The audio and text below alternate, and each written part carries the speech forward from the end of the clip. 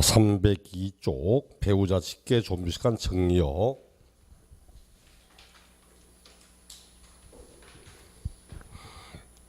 양말에 펑크 났다고. 예. 발이 답답해가 이불로 좀 뚫고 놨는데 보기 싫을 때 갈아 신었습니다. 아침에 나오면서 색깔만 맞춰 나오다 보니까 같은 모양의 같은 색깔 맞춰 보니까 미처 못 봤습니다. 양도서도 금의 특례에서 배우자 직계 이월 과세라는 말 나오죠. 배우자 또는 직계 좀비 속간에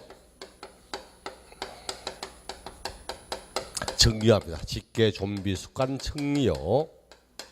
이 정리를 통한 이월 과세 이렇게 말하죠. 이월 과세.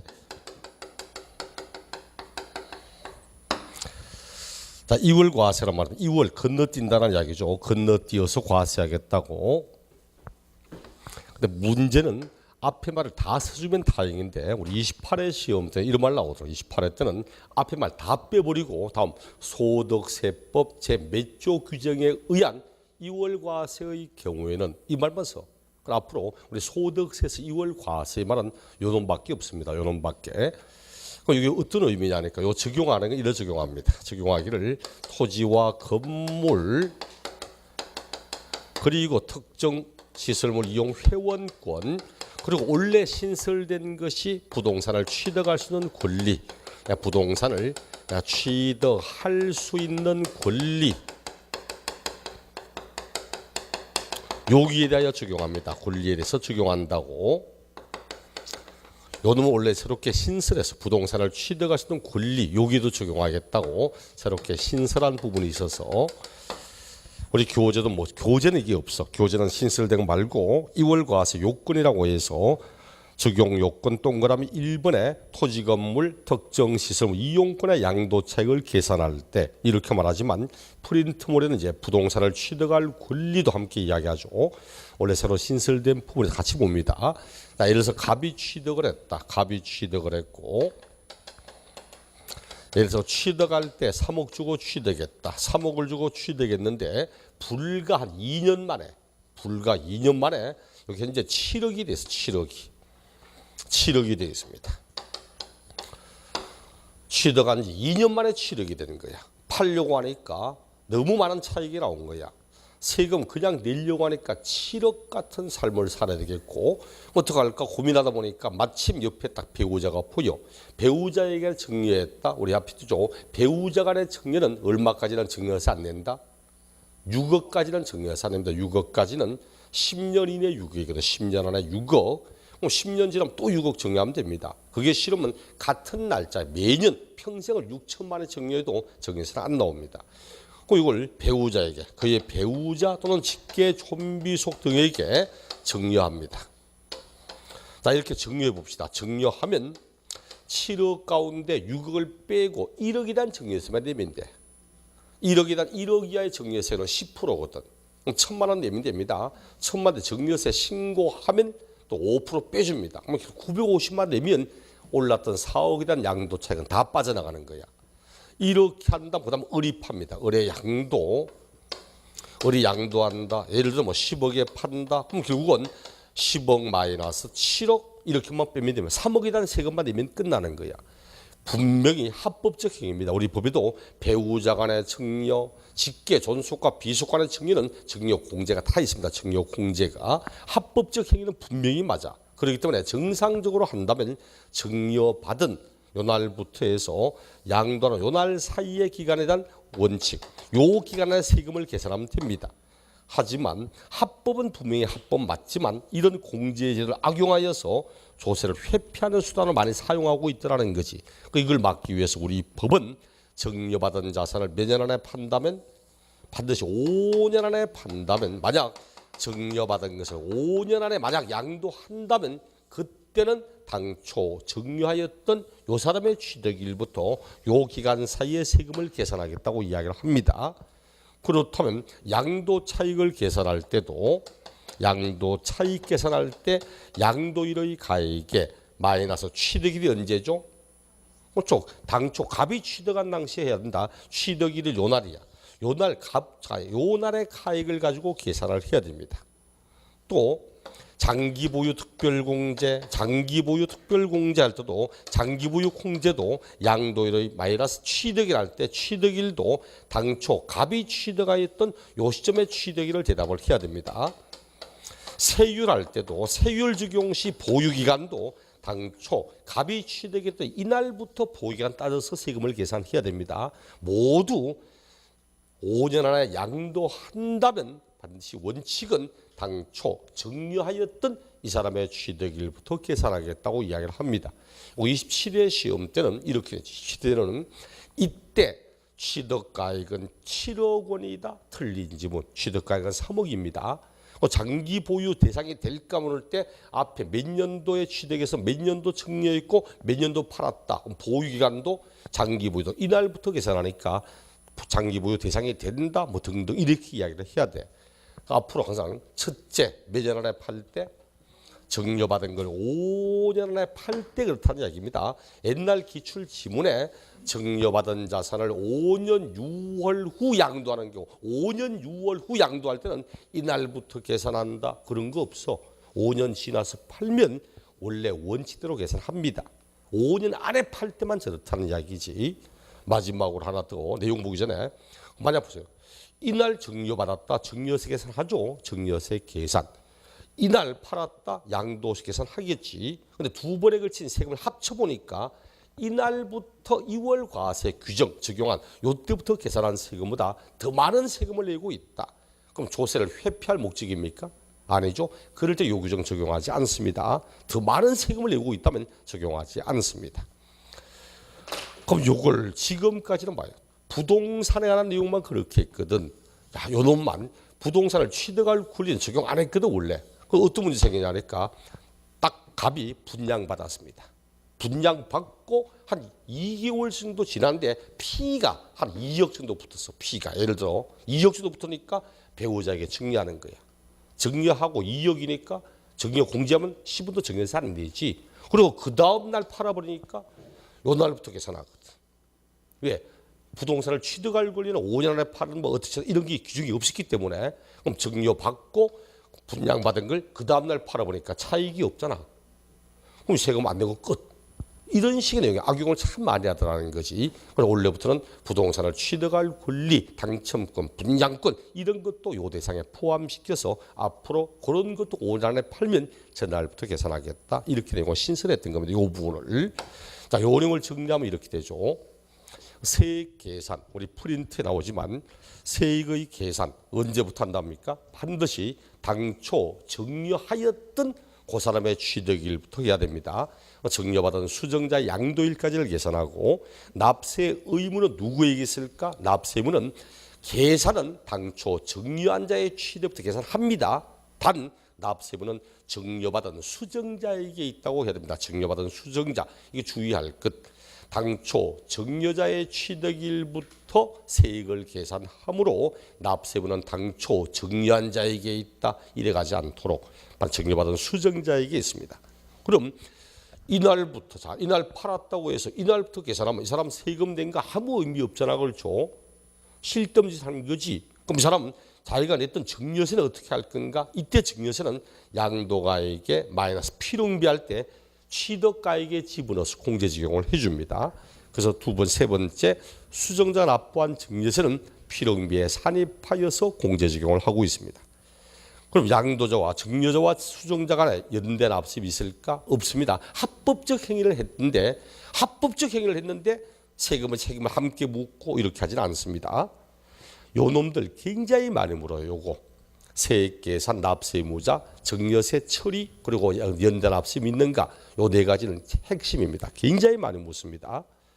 그리고 그 밑에는 요거. 더 많은 세금을 내고 있다면 적용할 필요가 없다는 규정이고 마지막으로 요거.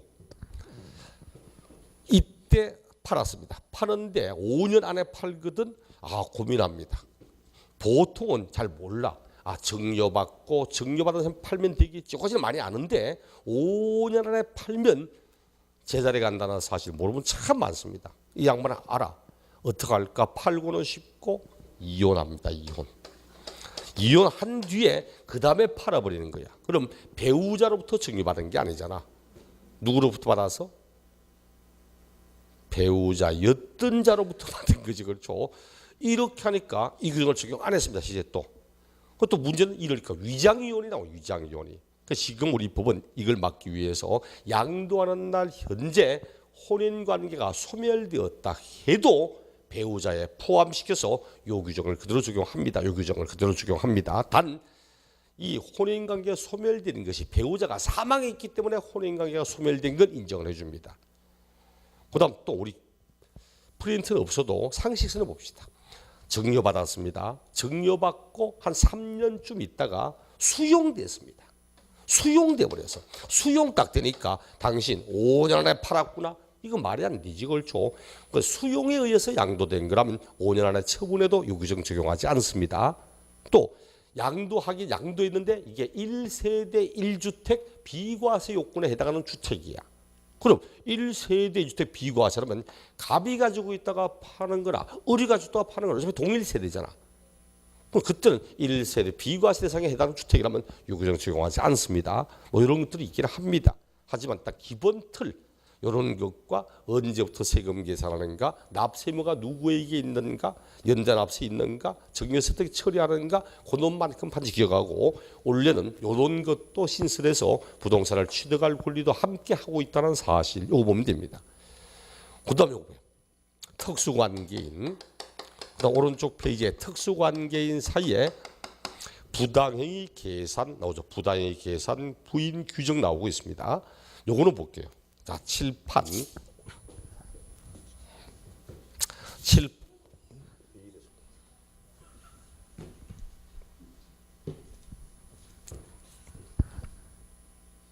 왜 안 따라오고 이래?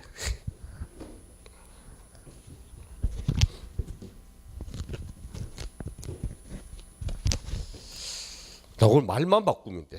이 사람이 배우자가 아니고 배우자 직계 좀비속이 아닌 특수관계입니다. 특수관계인. 상황 끝. 자, 원래 봅시다. 똑같은 내용입니다. 배우자 등이 아닌 특수관계에 있는 사람에게 증여했다. 증여받은 자산을 다시 특수관계는 양도하고 이렇게 하면 원래 원칙은 이날부터 계산해야 되지만 5년 안에 판다면 당초 증여하였던 이 사람의 취득일부터 세금 계산하겠다. 그림은 똑같습니다. 그림은 똑같아요. 그러니까 시험 문제 낼 때는 상황을 똑같이 주고 난 뒤에 1번 다음 바른 것, 바르지 않은 것 1번 이 사람이 배우자일 때는 을이 배우자라면 이렇게 한다. 2번 배우자 이외 특수관계 이렇게 한다. 을이 누구냐에 따라서 어떻게 달라지고 있는지를 문제를 출제를 하는 겁니다. 요거는 갑이 자기가 취득한 부동산을 팔고 싶습니다. 팔고자 하는데 자기가 파니까 세금 너무 많거든. 어떡할까? 배우자 직계 좀비 속에는 이미 10년 안에 정리할 거 다 정리했기 때문에 지금 정리해봐야 아무 의미가 없고 고민하다가 사업자인데 회사를 출근했는데 고민하는데 마침 지나가고 있는 김 부장이 보이네. 어이 김 부장 잠시 봅시다. 내가 부동산 팔고 싶은데 너무 세보다 많아서 내가 김 부장한테 증여했다가 김 부장이 파는 걸로 이렇게 해서 내가 집에서 계산기 한번 두드려 봤거든. 김 부장이 증여세 낸다. 김 부장이 판다. 이렇게 했을 때 두 번의 세금을 합쳐봐도 내가 직접 파는 것보다 세금이 훨씬 적게 나오더라고. 김 부장서 내가 김 부장 이렇게 좀 합시다 하니까 김 부장이 나는 그런 불법 행위를 도와줄 수가 없습니다. 비록 내가 작은 회사에 일을 하고 있지만 그런 내가 양심까지 팔지는 않습니다. 갑이 가슴 갑갑합니다. 아이고 그러시냐고 미안하다고. 아이고 내가 김 부장 잘못 판단했다고. 진짜 죄송하다고. 참 정의로우신 분이네. 알겠다고. 내일부터 집에 계시라고. 그렇죠. 이럴 수가 있거든. 그게 특수관계입니다.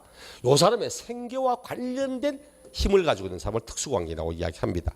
자기 회사에 일하고 있는 종업원, 임원, 사용인 이런 사람들 그리고 이 사람과 생계를 함께하고 있는 친족 같은 생계선상이거든. 이런 사람을 특수관계라고 이야기를 합니다. 그럼 결과적으로 우리 보면서 이거 말뜻만 이 사람은 배우자 직계 좀비에서 정의는 합법적이지만 이거는 탈세를 위해서 아무 관계 없는 제3자를 끼워 넣어서 타인에게 합니다. 이를 우리 법은 우회양도, 우회하여 양도한다고 우회양도 이렇게 표현을 합니다. 그럴 때 가만 보면 이럴 때는 똑같은 내용이지만 세금 계산은 이날부터 계산합니다. 이거는 똑같아. 단 납세 의무는 이때 우리 본 갑이 직접 판 걸로 본다. 이 사람이 직접 하는 겁니다. 이 사람 아무 관계 없는 사람입니다. 그럴 때 납세 의무는 이 사람이 납세 의무자이다. 그럼 이 사람이 냈던 증여세는 어떻게 할까? 아무 관계 없고 너 빠져나가랍니다. 넌 빠져나니까 증여세 냈는데요. 네가 낸 증여세는 네한테 돌려줍니다. 수정자의 환급. 이런 네 돈 갖고 빠져나가라고. 결과적으로 이 사람이 직접 하는 거야. 납세 의무자 증여세 낸 거 돌려주고 단 양도소득 연대 납세 의무는 있습니다. 왜? 지금 불법 행위를 저지르고 있거든. 탈세하려고 하는데 갑이 저지른 불법 행위를 을이 도와주고 있습니다. 우리 이런 관계를 무슨 관계를 하죠? 갑이 범죄를 저지르는데 이 사람이 그 범죄를 도와주고 있다. 이런 관계를 뭐 내연의 관계? 그건 아니잖아, 그렇죠? 공범이지, 공범입니다. 범죄를 함께 같이 저지르는 공범이라는 이야기지. 공범은 공동 정범, 둘 다 주범인자 이런 게 있고, 아니면 한 명은 주범이 한 명은 종범인지 이런 게 있지만 얘들 어쨌든 공범입니다. 범죄를 함께 저지르고 있잖아. 비록 강박에 의한 개념이지만 이럴 때는 범죄를 함께 저지가 책임도 함께 져야 돼. 연대납세 의무 있다고 이야기합니다. 연대납세 있다고. 이렇게 하죠. 그럼 이제 그 밑에 프린트에 똑같은 내용이지만 이 경우 박스 안에 세금의 계산은 이런 것과 똑같아. 당초 정의한 자의 취득합니다. 단 납세문은 당초 정의한 사람이 직접 하는 걸로 합니다. 그 납세문은 당초 정여자에게 있어. 또 수정자 납부한 정여세 수정자에게 환급 돌려줍니다. 마지막 연대납세문 있습니다. 됐잖아. 말뜻만 이해하면 되게 쉬워요. 갑이 아무런 관계없는 제3자를 끼워 넣어서 우회 양도하고 있다. 그러므로 당초 갑이 직접 하는 거다.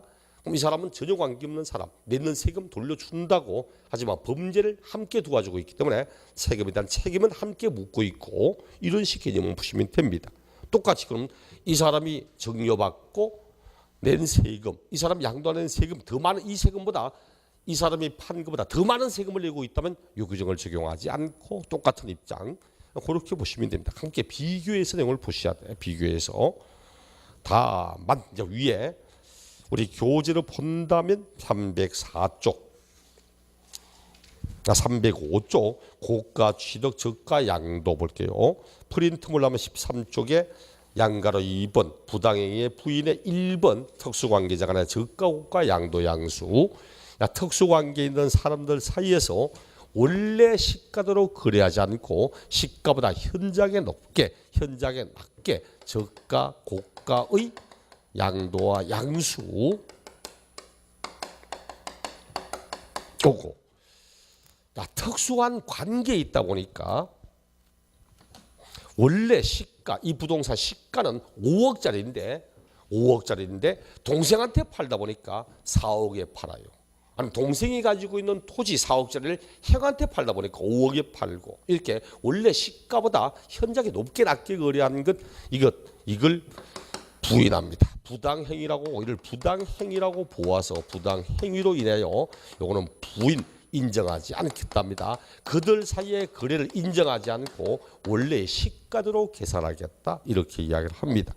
근데 어느 정도가 되었을 때 그 두 가지 나오죠. 둘 중에 하나에 해당하면 부당행위가 된다고. 시가, 이 시대 시가는 불특정 다수인 모르는 사람끼리 자유롭게 거래할 때 통상 성립되는 금액을 의미하는 뜻입니다. 시가와 그들 사이에 주고받은 대가, 수고받은 대가, 이 대가와의 차이가 얼마나 난다고? 시가에 플러스 마이너스 5% 차이가 날 때, 시가에 5% 차이 나면 부당행위라고 봅니다. 시가를 기준으로 요 시가에 5% 차이 나면 부당행위입니다. 가장 최근 나왔던 지문으로 제일 쉬웠던 문제는 10억짜리, 형의 10억짜리를 동생에게 9억에 팔았답니다. 부당행위에 해당하지 아니한다. OX. 5억 아니죠. 부당행위 맞잖아. 10억짜리를 9억에 팔면 10% 차이인데, 10% 차이인데 5% 차이 나잖아 지금. 대충 보고 이거 뭐 이 정도 금액 이러면 됩니다. 정확히 1억 원에 10억 원에 몇 프로인지를 한 번씩 확인을 해야 돼. 또는 시가와 대가와의 차액이 3억 이상이 될 때, 요 둘 중에 하나라도 해당이 되면 이를 부당행위라고 이야기를 합니다. 그러니까 보통은 요거네. 또 퍼센티지는 아닙니다. 금액이 얼마다, 그래 얼마의 금액으로 양도하였고 이렇게 문제 물을 거니까 반드시 혹시 여기에 해당하는 게 아닌가 꼭 확인할 것. 자, 이렇게 해서 부당행위에 관한 내용들까지를 보았고, 306쪽 납세 절차. 납세지는 안 해도 되죠. 앞에 있잖아. 납세지는 그 사람이 거주자라면 그 사람의 주소지, 그리고 아무런 말 없이 물어도 그 사람이 주소지. 단 혹시나 비거주자 나올 때 절대 그 사람 주소지 따라가지 말라 했습니다. 비거주자는 그 사람 주소 가면 돼. 그 27회 시험 때 비거주자가 국내 자산을 양도한 경우 납세지는 그 사람 외국 주소지 이런 거 없습니다. 외국 세무서에 세금 내고 이런 거 아니잖아.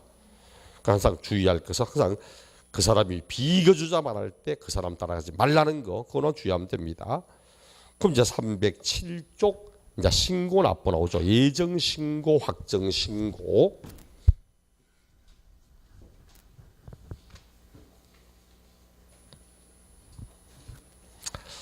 내가 이제 진주서 수업 마치고 차를 몰고 또 오는데 뭘 내가 잘못 건드린지 내비 아가씨가 말을 안 하는 거야.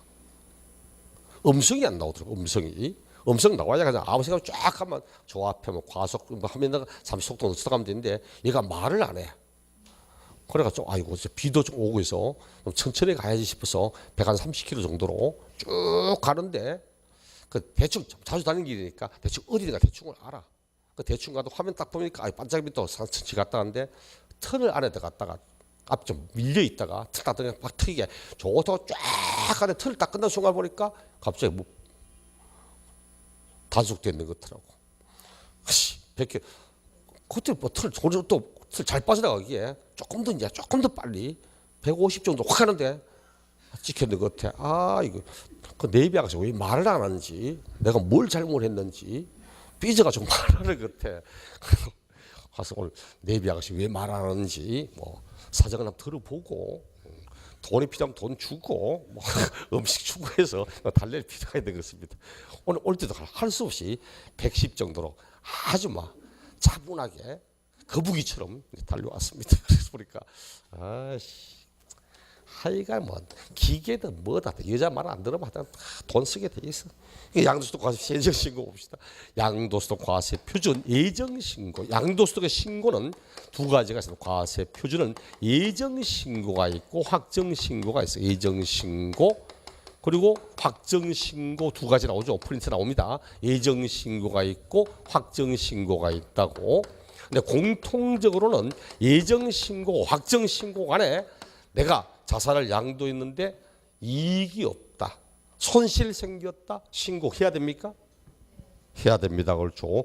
그래서 우리 신고, 납부할 때는 둘 다 공통적으로 이익이 없고 손해봐도 신고해야 됩니다.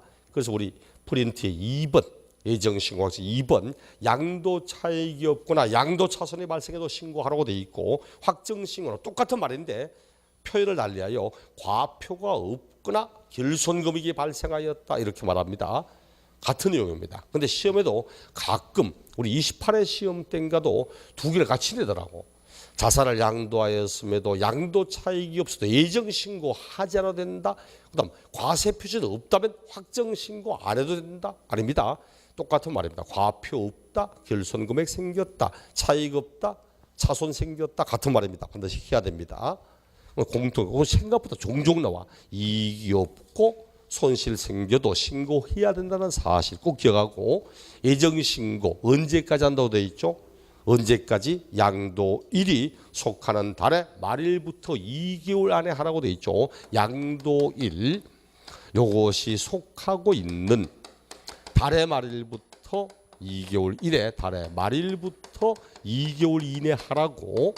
이렇게 문장 내는 경우도 가끔씩 있지만 보통은 이거 문장보다도 뭘로 낸다? 날짜로 냅니다. 날짜로. 몇 년도 몇 월 며칠을 양도했다면 몇 월 며칠까지 예정신고 해야 되냐고 하니까 양도일이 에서 4월 26일, 양도일이 속하는 달의 말일 4월 30일, 그로부터 2월 이내에 6월 30일까지 예정신고 납부 납부 이렇게 사용을 해야 됩니다.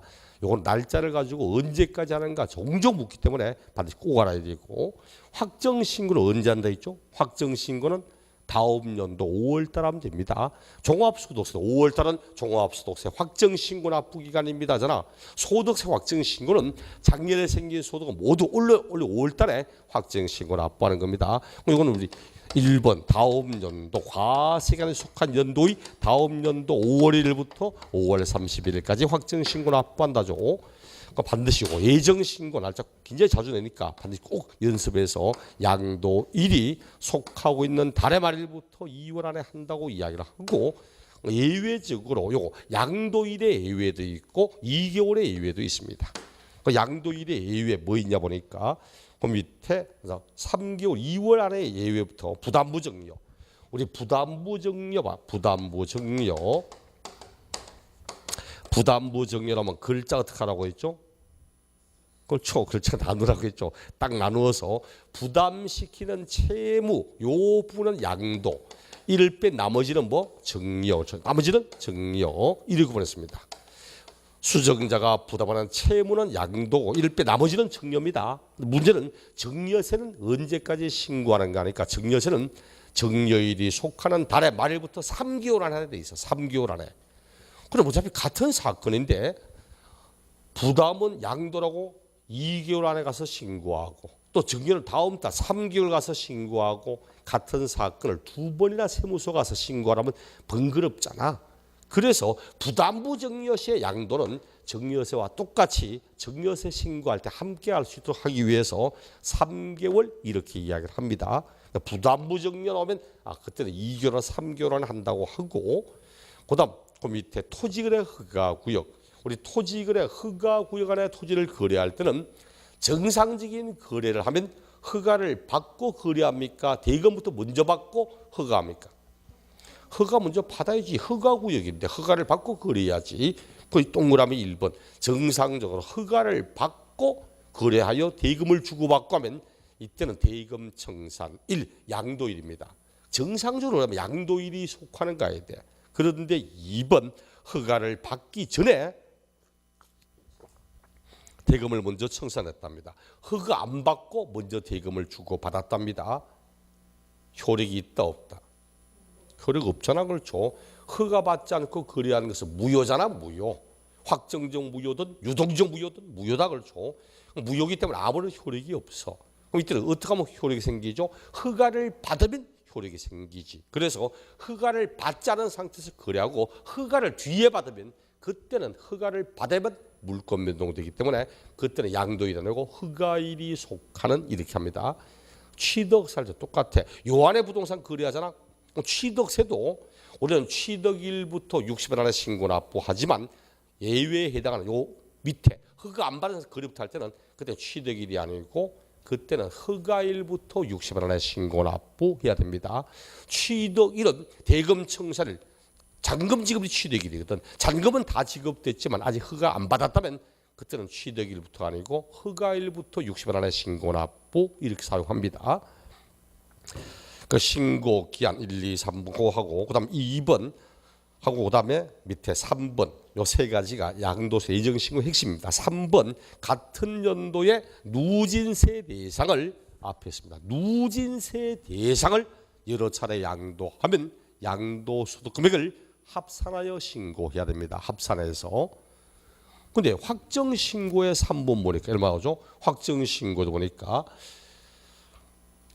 예정신고한 자, 원칙적으로 예정신고했다면 확정신고 반드시 해야 된답니까? 안 해죠? 예정신고한 자는 확정신고 하지 아니할 수 있다고 했죠. 확정신고 하지 아니할 수 있다고.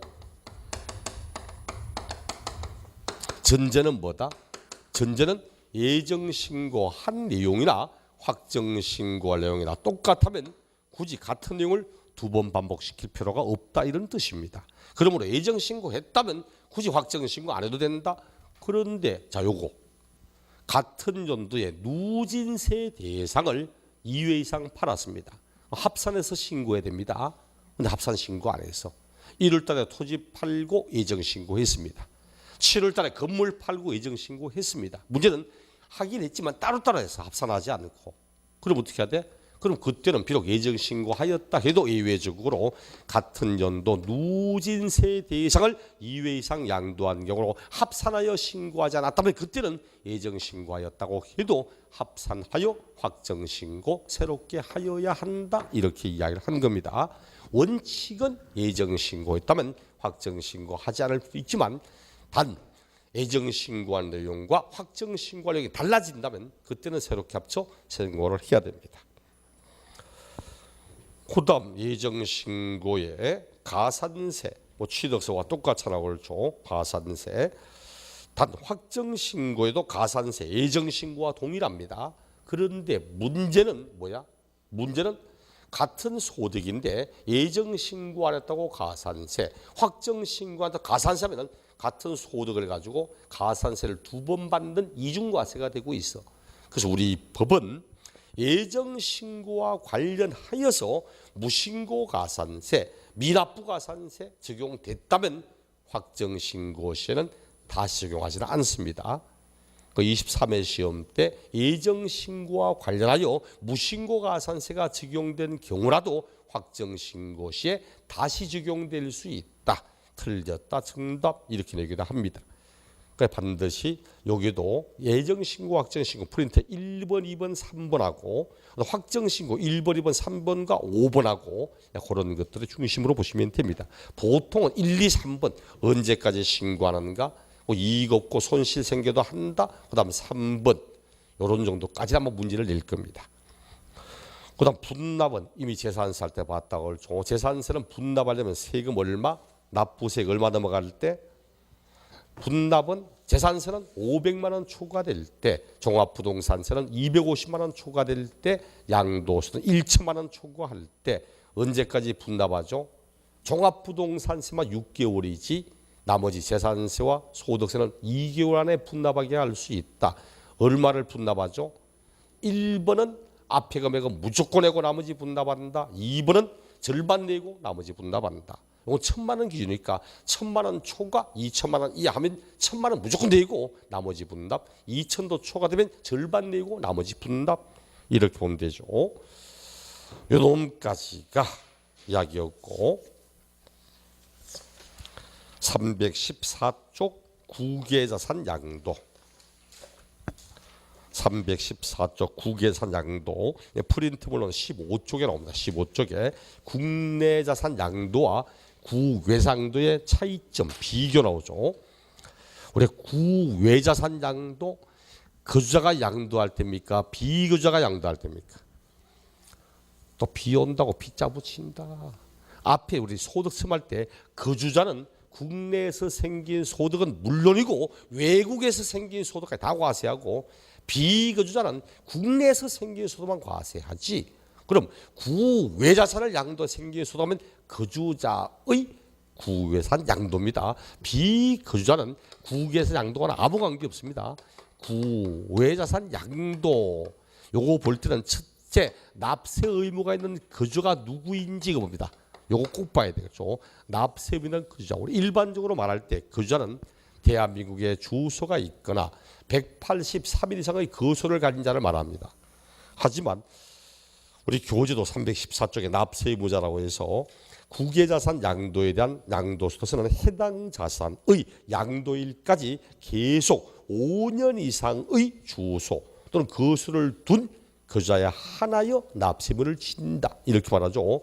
요거 25회 시험 때만 3년 이상 주소 거소를 둔 자로 한다. 틀린 지문. 이렇게 되고 나니까 납세의무 거주자가 누구인지 얘는 정답이 되든 안 되든 그 시험에 내는 편들입니다.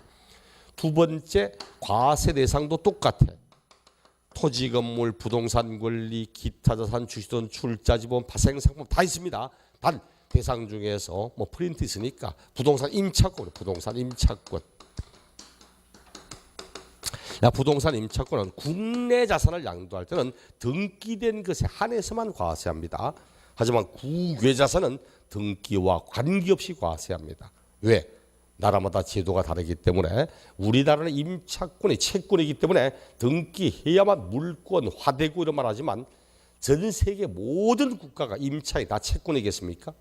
아니 물권의 나라도 있을 수 있고 임차권의 등기 대상이 될 수 없는 나라도 있을 거고 더 나아가 등기제도 나라가 얼마나 많은데 아프리카 대부분가 등기제도가 없거든. 행정적 기반이 안 돼 있기 때문에 등기제도라는 게 없어. 이런 걸 당신 미등기구나 이런 말하지 않습니다. 그래 항상 국외자산 문제는 미등기와는 아무 관계 없습니다. 기본공제도 등기와 한 것이 공제해 줍니다. 미등기 세율 이런 거 없습니다. 앞으로서 임차권 구외자산 물을 때 임차권은 등기된 것에 하나여 과세하며 틀립니다. 등기와 관계없이 과세합니다. 그 다음 양도 차익을 산출한다고 세 번째 양도 차익을 산출할 때 실거래로 하는 게 원칙이겠습니까? 다른 걸로 하는 게 원칙이겠습니까? 실거래가 원칙입니다. 그래서 우리 교재도 이렇게 말하지. 오른쪽 페이지에 315쪽에 계산구조 양도가액 국외자산의 양도가액은 그 자산의 양도 당시 실거래가액을 하는 게 원래 원칙이다. 하지만 2번 단 실거래가액이 확인되지 않는다면 그 나라가 정하고 있는 현황을 반영한 시가로 한다. 우리도 실거래가 확인 안 되면 매각만기 이렇게 하듯이 그 나라도 실거래가 확인하면 자기 나라가 정하고 있는 기준이 있을 거야. 그 기준에 따라 적용한 시가로 합니다. 이걸 가지고 25회 시험 때는 이렇게 됐지. 25회 시험 때 올바른 걸 찾아라 문제에서 틀린 지문으로 실거래가액이 있더라도 실거래로 하지 않고 그 나라가 정하고 있는 시가에 의함이 원칙이다. 틀린 지문. 원칙은 실거래고 실거래가 확인 안 되면 그 나라가 정하고 있는 기준에 따라 하는 겁니다. 그 다음 네 번째 양도 차익 구한 다음 마이너스 장기 보유해야지. 근데 국외자산은 장기 보유 없습니다. 장기 보유 공제 없다. 이 역시도 얼마 전에 국외자산 문제 내면서 3년 이상 보유한 것에 대하여만 공제함이 없습니다. 국외자산 장기 보유 없습니다. 기본 공제는 있는데 장기 보유는 인정하지 않습니다. 그러다 보니까 뭐 장기 보유를 꼭 국내처럼 뭐 3년 이상 보유된 토지 건물만 적용하며 따라가면 안 됩니다. 국외자산은 장기 보유 없습니다. 그럼 세율도 물어서 5번 세율도 보니까 부동산에 관한 그 토지, 건물, 부동산 권리, 기타 자산 얘들은 언제나 누진세입니다. 언제나 누진세입니다. 딱 하면 언제나 누진세라고 6에서 42% 씁니다. 언제나 무슨 뜻이죠? 등기 아무 관계 없다는 뜻입니다. 미등기 세율 없다는 이야기지. 미등기 세율 없다. 이 역시도 몇 해 전에 문제 내면서 국외자산 문제에 미등기로 팔면 세율이 70%고 이런 거 없습니다. 적용 없습니다. 미등기 세율 없어. 보유기간 아무 관계 없습니다. 보유기간과도 아무 관계 없습니다. 혹시 또 1년 미만 보유한 것 50% 이래가지 않도록 얘들은 언제나 누진세만 씁니다. 언제나 예외 없이 항상 누진세만 씁니다. 그 다음 마지막으로 외국에 납부한 세금 외국 납부 세금 어떻게 할까 하는 거죠. 아니 외국에도 세금 내야 됩니까? 외국에도 세금을 내야 돼요? 냅니다. 왜? 우리 있잖아. 우리나라도 거주자는 국내에서 생긴 소득은 물론이고 외국에 생긴 다 과세한다. 비거주자는 국내에서 생긴 소득만 과세한다. 이랬잖아. 그럼 이제 거주하니까 갑이겠지, 그렇죠? 비거주자는 A 뭐 나올 거고, 그렇죠? 어쨌든 갑이니까 갑은 저 사람은 거주자거든. 그럼 거주자의 국외 소득이라고 과세합니다. 그럼 미국에서는 우리가 대한민국에 주소가 없어도 대한민국 안에 생긴 소득 과세하듯이 외국도 마찬가지야. 자기 나라 주소가 없어도 자기 나라 안에 생긴 소득 과세하거든. 그럼 이 소득은 우리는 거주자의 국외 소득이라고 과세하고 그 나라에서는 비거주자의 자기 나라 생긴 소득 과세할 거 아니야. 이중 과세가 되고 있거든. 그래서 요거는 외국 납부 세금 그 프린트물 제일 딱 박스 밑에 끝나고 국외사 양도시 외국 납부 세금은 필요 경비에 산입하여서 공제하든지 산출세액에서 공제하든지 선택하여 공제할 수 있도록 하고 있습니다.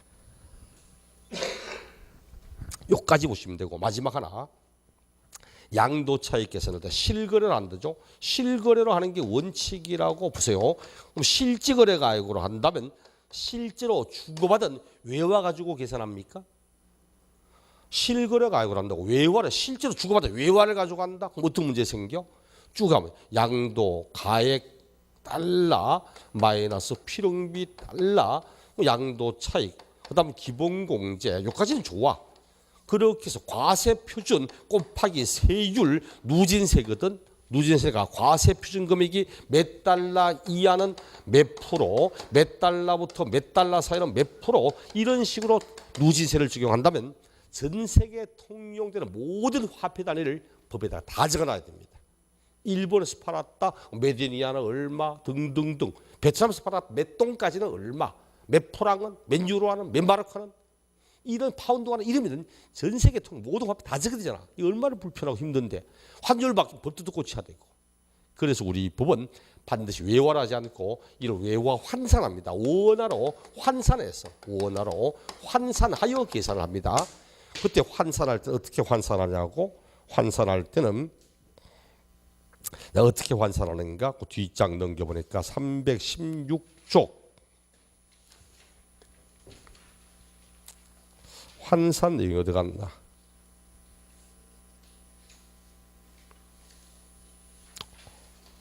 지금 315쪽에 3번 양도 차익의 외화 환산 양도 차익을 계산하면서 양도가액 필요비를 수령하거나 지출한 날 현재 외국안 관리법에 따른 기준 환율 또는 재정 환율 여기에 의해서 외화를 원화로 환산하여 계산하도록 이렇게 하고 있습니다.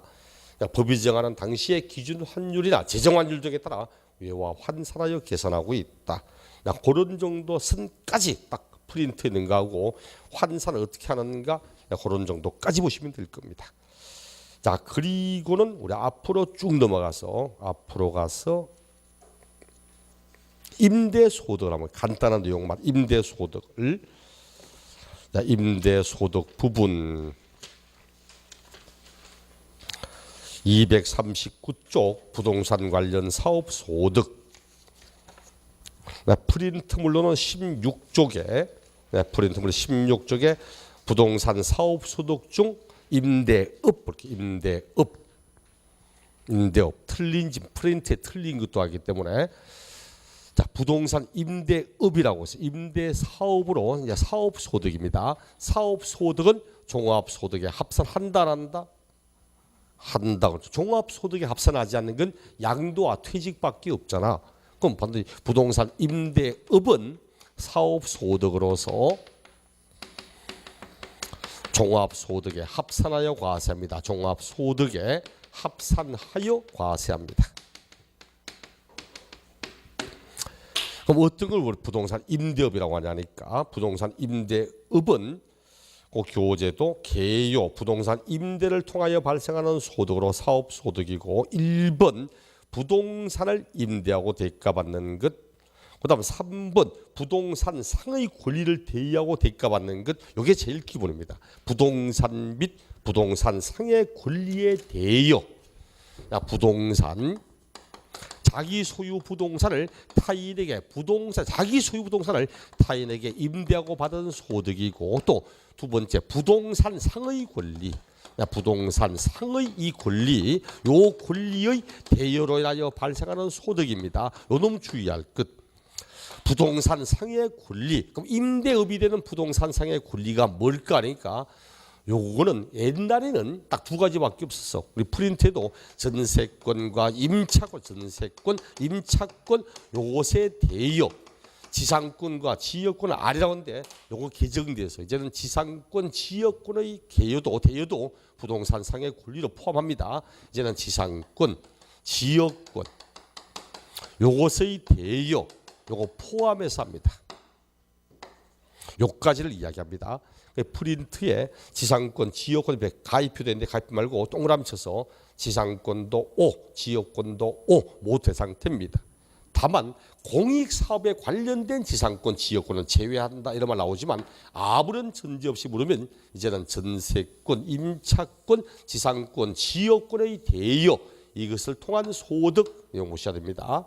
최근 개정된 거라서 이제는 지상권과 지역권의 대여를 통한 소득도 부동산 상의 권리의 대로 부동산 임대업의 소득이라고 이야기를 합니다. 이건 보셔야 될 거고, 그걸 교재도 양가로 2번 단 공익사업에 관련된 지역권, 지상권 요거는 제외한다. 원칙은 지상권, 지역권도 포함하지만 공익사업에 관련된 지상권, 지역권에 대해서는 제외한다고 말하고, 그 다음 사업소득 금액의 계산 요건 지금 보지 말고 저 뒤에 넘어가서 비과세 임대소득 242쪽에 비과세 임대소득. 자, 임대업을 통한 소득 가운데 비과세 등이 딱 두 가지가 있습니다. 첫째는 전답, 농지를 실제 영농에 사용하게 하고 받은 소득 과세하지 않습니다. 요거는 핵심이 아니고 혹시 나올 수 있는 지문이라서 보자는 거고, 대신 핵심은 그 밑에 한 개 집을 소유하는 자의 주택임대 소득, 이게 핵심입니다. 한 개 집을 가진 자, 집을 한 개 가지고 있습니다. 자, 이거 봅시다. 이거 중요합니다. 제가 프린트에도 한 개, 두 개, 세 개 막 적어놨지만 한 개 집을 가지고 있다. 한 개 주택의 소유자, 요 주택의 소유자가 해당 주택을 임대하는 경우 해당 주택의 임대, 대여 요거 비과세입니다. 한 개 집을 집 한 개 있습니다. 집을 한 개 소유하고 있는 사람이 그 집을 타인에게 임대합니다. 제일 이상한 분이 쌤 한 개 가지고 있는데 그 집을 타인에게 임대하면 지는 어디 사냐고. 지도 딴 데 임차다가 살고 있습니다. 걱정 안 하셔도 됩니다. 니나 걱정하지. 그렇죠? 이런 사람 얼마나 많은데. 강북에 집을 가지고 있는 사람이 자기 애 교육 때문에 강북 집을 세놓고 자기 강남 가지고 전세 살고 있는 사람 얼마나 많아. 그렇죠? 요거 원칙은 비과세죠. 원칙은 비과세입니다. 하지만 예외적으로 이게 문제지. 원칙이 비과세면 예외를 아무리 한 개 집이라 해도 다음은 과세된다는 사실 알고 있는가? 요 예외를 내는 거야. 예외를. 어떤 경우 첫째 구외 소재주택, 구외에 있는 집. 요 집은 무조건 과세입니다. 요 집은 무조건 과세입니다. 잘 봐요. 무조건 과세라고. 외국에 있는 집은 집이 한 개라고 하든 말든 아니면 가액이 얼마라고 하든 앞으로 혹시나 주택 임대 물을 때 외국에 있는 집 나오면 무조건 과세합니다. 그 프린트에도 한 개 집은 원래는 비과세, 과세하지 않는다. 단 구 외의 소재라는 주택의 임대는 주택수, 가액 관계없이 과세하고, 또 기준시가 9억 초과되는 주택의 임대는 과세합니다. 아무리 한 개라도 또 기준시가의 과세기간 종료일 기준으로 과세기간 종료일, 이게 뭔 뜻일까? 납세무 성립시기잖아. 소득세 납세면 과세기간이 끝나는 때 성립하거든. 이게 성립시기입니다. 납세후 소득세 성립 시기를 말하고 있어. 지금 과세기간 종료하는 날 현재 기준시가 9억이 초과되는, 기준시가로 9억이 초과되는 주택 요 과세합니다. 이 고가주택입니다. 양도소득세는 양도가액이 하지만 이거는 판 게 아니기 때문에 가지고 있는 동안에 실제 가액이 얼마인지 알 수 없기 때문에 기준시가를 기준으로 9억이 초과되는 고가주택은 과세합니다. 이거는 과세한다. 다만 전세금, 임차 보증금 요거는 제외합니다. 보증금은 제외합니다. 9억 초과되는 집이라고 해도 이걸 월세를 놓은 게 아니고 전세를 놨다면 과세 안 합니다. 뒤에 나오지만 주택의 전세는 3개 이상의 집을 가진 자부터 전세금을 과세하지, 1개, 2개를 가진 자는 전세금을 과세 안 합니다. 전세 보증금, 임차 보증금, 보증금은 과세 안 합니다. 이 두 가지 시험에 굉장히 자주 나와. 구외에 있는 집과 그리고 과세기간 종료, 이걸 또 과세기간 개시를 기준으로 판단한다, 이렇게 된 적도 있고, 기준시가 6억을 기준으로 비과세를 판단한다, 금액 꽂힌 적도 있고, 외국에 있는 집은 외국 집은 5억 이하인 경우는 과세하지 않고 틀려 무조건 과세한다. 시험에 점점 상당히 자주 내는 분들입니다. 또 10억짜리 집을 전세를 놨을 때 과세한다. 틀립니다. 전세금, 보증금은 과세 안 합니다. 얼마나 자주 내는 내용인데 이게 하나만 해도. 그다음 2개 집을 가지고 있다. 2개 주택의 소유자. 이제 2개 가지고 있습니다. 집을 2개 가지고 있는 사람이 주택을 임대하고 있다. 월세는 과세한다 안 한다? 월세는 과세한다 안 한다? 과세합니다. 월세는 순수 자기 소득이잖아. 이게 흔히 말하는 임대료입니다. 임대료. 요게 임대료야. 그럼 전세금을 받고 있다. 전세금, 임차 보증금을 받고 있다. 요거는 과세한다 안 한다? 이건 과세 안 합니다. 얘는 과세 안 해. 주택은 전세금, 보증금 과세 안 합니다. 이걸 비교하면 이렇듯이 이걸 비교하면 주택 아닌 부동산, 주택 외의 부동산의 전세, 임차 보증금, 전세 보증금, 임차 보증금, 주택이 아닌 부동산의 전세금, 임차 보증금 이런 것은 이를 임대료로 간주하여서 임대료로 간주하여 이걸 간주 임대로 합니다. 간주하여 과세합니다. 총 소득금액에 수익금액에 합산하여 과세합니다. 임대료로 간주하여서 과세합니다. 기출 지문 한번 볼게요. 이렇게 나왔어. 집을 2개 가지고 있답니다. 2개 집을 가지고 있는데 한 개는 전세금을 받고 임차하고 임대하고 한 개는 월세를 받았다면 월세를 받은 요 집의 소득에 대해서만 임대소득으로 과세한다. 오케이, 맞는 지문이었습니다. 또 나왔던 지문이 집을 2개 가지고 있고 상가 건물 1개 있는데 집 2개는 모두 전세 놓았고 상가 건물도 전세 놓았답니다. 예를 들면 상가 건물의 전세 보증금에 대해서만 과세한다. 오케이, 맞는 지문입니다. 주택은 전세금을 과세 안 하거든. 주택 아닌 부동산은 전세금, 보증금도 과세합니다. 이렇게 문제를 해요. 그다음 3개 이상의 집을 가지고 있다. 도대체 몇 개까지 하려고? 3개까지. 3개 이상의 이제부터는 3개 이상. 3개 이상의 집을 가지고 있다. 주택을 임대하고 있다. 월세 당연히 과세합니다. 월세 당연히 과세. 2개도 과세하는 판에 3개도 당연히 과세하지. 전세, 임차 보증금 과세할까 안 할까? 과세 안 합니다. 이것도 과세 안 해. 원칙은 과세 안 합니다. 하지만 예외적으로 보증금 합계액이 3억이 넘어간다. 보증금 합계액이 만약 3억이 초과된다. 합계액이 3억이 초과되고 있다. 이럴 때는 그 초과 부분은 과세합니다. 초과 부분은 과세한다. 그럼 봐요. 일단은 보증금 합계액이 3억이 넘어가고 이러더라도 그 내용은 3개 이상일 듯 합니다. 3개 이상일 때 2개까지는 보증금 합계액이 얼마든 상관없이 과세할 필요가 없어. 그러니까 3개 이상의 집을 가지고 있다. 보증금 합계액이 3억 넘고 있다. 그럴 때는 과세하겠다는 것이. 이것도 또 옛날에 기출지문에 2개 집을 가진 자의 전세보증금이 3억을 초과하고 아무 관계 없습니다.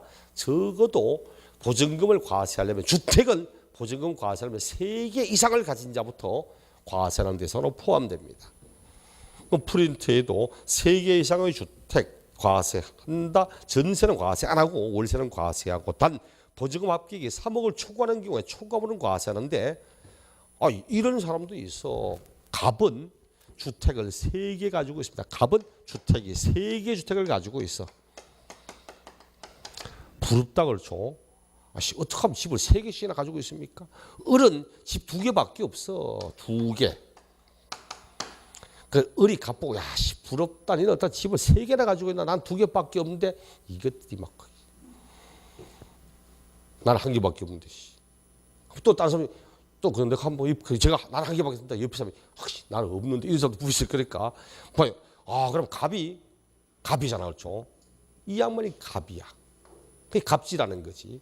문제는 가만히 내부 사정을 뜯어보니까 3개 집을 다 전세를 놨어. 다 전세 놨는데 1개 집은 전세금 3억이고 1개 집은 2억이고 1개 1억 5천이야. 그러니까 어디 가만 듣고 있다가 그래, 아이고. 왜 하니까 나는 2개인데 1개 전세 다 들어왔는데 1개는 전세 6억에 나왔고 1개 전세 7억에 나왔답니다. 3개 있으면 뭐합니까? 이 양반은 2개 없어도 전세금이 13억이고 이 양반 3개 합쳐서 6억 5천밖에 안 되는데 더더욱 이 사람은 3개 집을 가진 자가 전세 보증 합계 3억을 초과하니까 과세합니다. 이 사람은 2개 집을 가진 자는 전세 보증 얼마나 과세 안 하거든. 이 사람 과세 안 해. 이 사람 과세합니다. 뭐 그런 게 다 있냐고. 금액을 따져야지. 누가 3개라고 해서 세금 내라고 하니까 어리 옆에 있다가 그 누가 너처럼 잔챙이를 그렇게 많이 들고 있으라고 하냐고. 옛날부터 화투판에 나오는 유명한 명언이 좁쌀 100번 굴러봐야 호박 한 번 굴보다 못하고 3점짜리 자꾸 뭐 하냐 이 사람아. 나처럼 흔들고 고박에 피박에 멍박에 광박에 이래 가야지. 이게 정상이지. 이 양반 입장에서 억울한 거야. 물론 세계관은 맞지만 집 수준이 틀리는데. 그래서 우리 법은 만약 요 3개 이상을 가지고 있지만 그 집이 전용 면적 60제곱미터 이하로 기준시가 3억 이하의 집이라면 주택 숫자에 포함시키지 않겠답니다. 언제까지? 2021년까지는 그렇게 사용을 하겠답니다.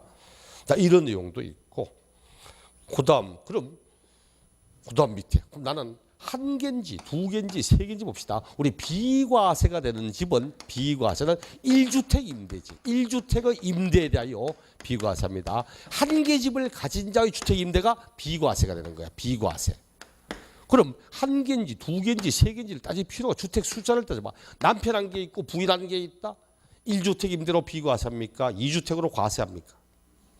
그렇지. 지금 남편 집과 부인의 집을 합쳐 세금 받겠다는 뜻 아닙니다. 비과세되는 1주택 기준을 1인 1주택으로 비과세할 건지 세대 기준으로 1주택 할 건지 이거 이야기하는 거지. 양도소득세도 1주택 비과세가 1인 1주택 비과세입니까? 아주 1세대 주택 비과세라. 이것도 마찬가지로 1주택이라 할 때 비과세된 1주택의 기준을 부부가 각각 집을 가지고 있다면 주택 숫자는 합쳐서 판단합니다. 합쳐서. 그럼 이제 2주택이니까 비과세 안 된다 이런 말이야. 그럼 다가구 주택이다. 다가구 혜택 줍니까? 불이익 줍니까? 혜택 줘야지. 다가구는 1개로 봅니다. 1개로. 다가구는 1개로 봐. 그래야만 1개 집을 가진 자 비과세하지. 우리 교주도 주택 수의 계산. 다가구 주택은 1개로 본다. 단 구분 등기가 됐답니다. 구분 등기 됐다는 말은 각각 독립부동산이잖아. 그때는 각각의 주택으로 계산을 합니다.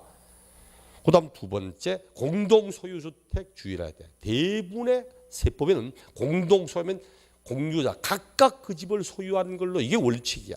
취득세도 공유자 각각 자기 집만큼 취득세 냅니다. 재산세도 자기 지분권자가 자기 집만큼 세금 냅니다. 양도소득세도 1주택인가 아닌가 할 때 공동소유는 공유자 각각 그 집을 소유한 걸로 보고 이렇게 합니다. 단 여기는 공유자 가운데 지분이 가장 큰 자의 소유로 봅니다. 지분이 가장 큰 자의 소유로 계산합니다. 그럼 갑과 을이 공동으로 가지고 있는데 갑이 60%고 을이 40%다. 근데 그렇다면 을은 요거 말고 다른 집도 있다. 그래도 을은 그냥 1주택의 소유자입니다. 갑은 요거 말고 다른 집 있다. 2주택 소유자입니다. 왜? 지분이 가장 큰 자의 소유로 계산하고 있거든. 지분이 가장 큰 자의 소유로 계산하니까 요 집 말고 갑과 을이 따로 있어도 갑은 2주택의 소유자고 을은 1주택 소유자입니다. 이런 식으로 공동소유는 지분이 가장 큰 자의 소유로 한다. 단 지분이 가장 큰 자가 2인 이상이라면 각각의 소유로 계산합니다. 각각 주택을 소유한 걸로. 쉽게 말해 절반 균등 지분이다. 50대 50. 그럼 그때는 갑, 을 모두 각각 그 집을 소유한 걸로 계산합니다. 요걸 몇 해 전에 이렇게 60대 40 이렇게 공동 소유한 주택의 경우 갑과 을 모두 주택을 소유한 걸로 계산한다. 틀린 지문.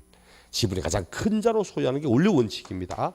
그다음 부부가 본인과 배우자가 각각 집을 가지고 있다.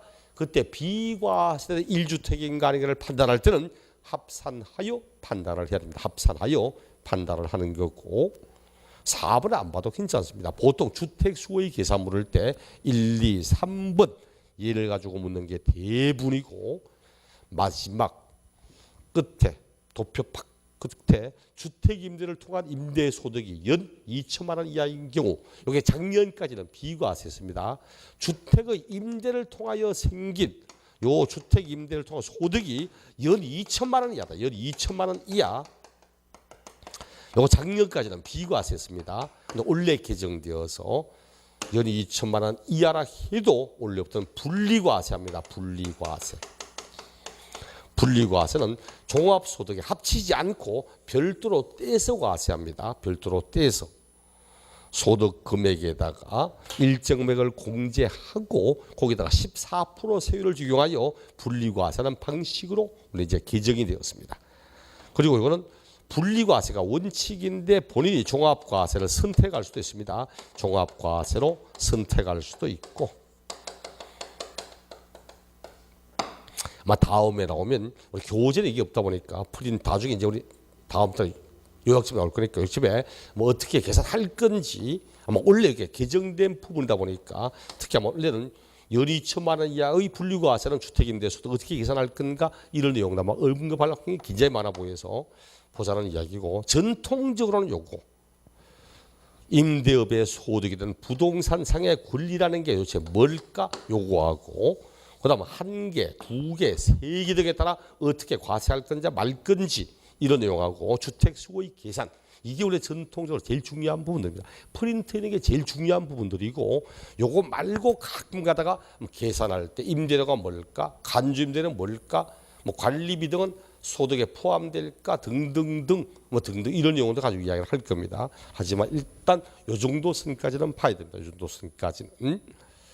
그리고 마지막으로 한 가지만 더 243쪽에 결손금, 2월 결손금 공제 양가로 1번, 또 양가로 1번만 볼게요. 사업자가 빚이 기록한 장부에 의하여 해당 과세기간에 사업소득금을 계산할 때 발생하는 결손금은 그 기간에 종합소득 과세편을 계산할 때 근로소득 등의 내용, 그 근로소득 등에서 순서로 공제한다. 사업자가 발생한 사업소득, 근데 양가로 2번, 근데 이 다음의 어느 하나 해당하는 임대업에서 발생한 손실금은 종합소득 과표 계산할 때 공제하지 아니합니다. 양가로 고디끝으로 진하게 되어 있죠. 봅시다. 자, 갑은 식당합니다. 식당 하면서 음식에 대한 사업 소득이 있습니다. 사업 소득. 근데 식당 하다가 원래 인건비도 많이 오르고 월세도 오르고 하다 보니까 올해 결손 생겼어요. 결손금이 생겼습니다. 결손금 생긴데 다행히 식당 하지만 다른 쪽에 상가 점포 하나 가지고 있다 보니까 점포 임대소득도 있어요. 임대소득. 그럴 때 여기에서 생긴 결손금은 종합소득 계산할 때 다른 쪽에 생긴 손실 그 소득에서 공제할 수 있습니다. 공제할 수 있어. 그런데 양가로 2번 이건 꼭 기억할 것. 단 부동산 임대업을 통하여 생긴 결손금은 다른 소득 금액 계산할 때 공제하지 않습니다. 나 부동산 임대업하고 있다. 손실 생겼다. 이걸 다른 소득 금액에서 공제할 수 없습니다. 다만 주택의 임대를 통하여 생긴 결손금은 다른 소득 금액 계산할 때 결손금을 공제받을 수 있습니다. 나 부동산 임대업도 하는데 근로소득도 있다. 이거는 공제할 수 없습니다. 그런데 주택 임대업을 하고 있는데 손실 생겼다. 이거는 근로소득 금액에서 공제할 수도 있습니다. 이거는 꼭 기억할 것. 원칙은 부동산 임대를 통하여 생긴 소득은 종합소득 계산할 때 다른 소득에서 공제할 수 없다. 단 주택의 임대를 통하여 생긴 소득은 결손금은 다른 종합소득 계산할 때 그 결손금을 공제받을 수 있다. 그 정도 보시면 될 겁니다. 자, 요 놈까지 얘기했고 5월 달부터는 요약집 가지고 조금 더 뭐 교재보다는 정리가 잘 되어 있을 거니까 요약집 가지고 내용을 정리하면서 새로 보도록 하겠습니다. 수고하셨습니다.